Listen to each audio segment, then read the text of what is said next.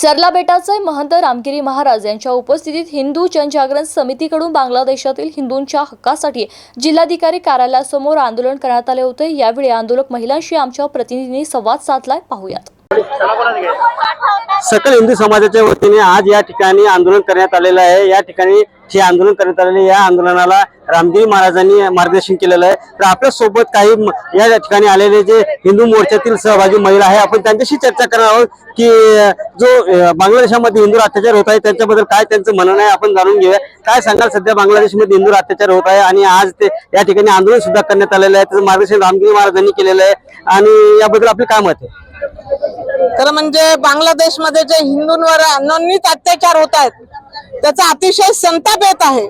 कुठे गेले मानवाधिकारवाले, कुठे गेले जिथे आपल्या देशामध्ये त्या अतिरेक्यासाठी सुद्धा रात्री रात्री आपलं न्यायालय उघडतं, पण बांगलादेशामध्ये आपल्या इस्कॉनच्या गुरूंना वकील मिळत नाही आणि त्यांनी जे विधिज्ञ लावले त्यांची हत्या होती, त्यांच्यावर हल्ला केला जातो। ही अतिशय निंदनीय गोष्ट आहे। निंदा तरी किती करायची, हिंदू म्हणून सहिष्णू तरी किती राहायचं, अत्यंत संताप येत आहे। बांगलादेशवाले जात्यामध्ये आहे तर आम्ही सुपात आहोत असं आम्हाला वाटतं। आज त्यांच्यावर वेळ, उद्या आमच्यावर वेळ येऊ शकते, म्हणून सगळ्या हिंदूंनी आणि विशेषतः मातृशक्तीने अत्यंत सावध झाले पाहिजे। बांगलादेशमध्ये एका महिलेवर 30-35 जण बलात्कार करतात। कुठे गेले मानवाधिकार, कुठे गेले ही गँग, ही जी पुरस्कार वापसी गँग? आता त्यांना महिला दिसत नाही का? आता त्यांना हिंदूंवर ते अत्याचार दिसत नाही का? मी या गोष्टीचा अत्यंत निषेध करते तीव्र शब्दात। आता आम्ही ही विनंती करतोय, पण यानंतर अत्यंत तीव्र असे आंदोलन छेडले जाईल।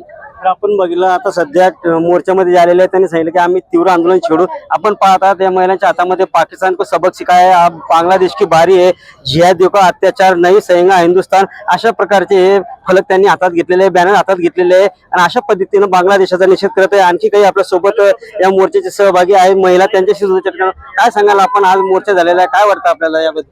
हा खरंच आमच्यासाठी आणि आपल्या हिंदुत्वासाठी खूप लाजरवाडी हा गोष्ट घडलेली आहे की जिथे आज आपण लाडकी बहीण, महिला संरक्षण ह्या असे वेगवेगळे कायदे काढतोय आणि अशाच ठिकाणी बांगलादेशामध्ये एका लेडीजवर एवढे अत्याचार घडू लागले, एवढे अत्याचार घडायला लागले, महिलांवरच का टार्गेट केलं जात आहे।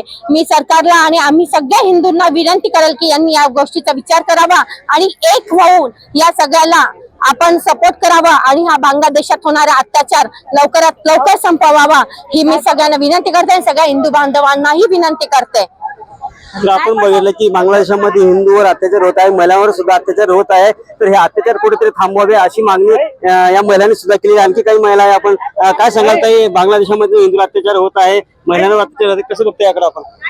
याकडे म्हणजे एक संतापाची लाट सर्वांमध्ये उसळली आहे की बांगलादेशमध्ये जो हिंसाचार होत आहे, बौद्ध समाज असेल किंवा आपल्या हिंदूंवर होत असेल, आम्ही त्याचा निषेध करतो आणि हा न्याय मोर्चा आज आपण इथे संभाजीनगर मध्ये काढलेला आहे आणि हिंदूंना आम्ही हेच सांगतो की आता ही एक वेळ आलेली आहे, आपण सर्वांनी एक व्हायला पाहिजे आणि आपली ताकद आपण दाखवून द्यायला पाहिजे।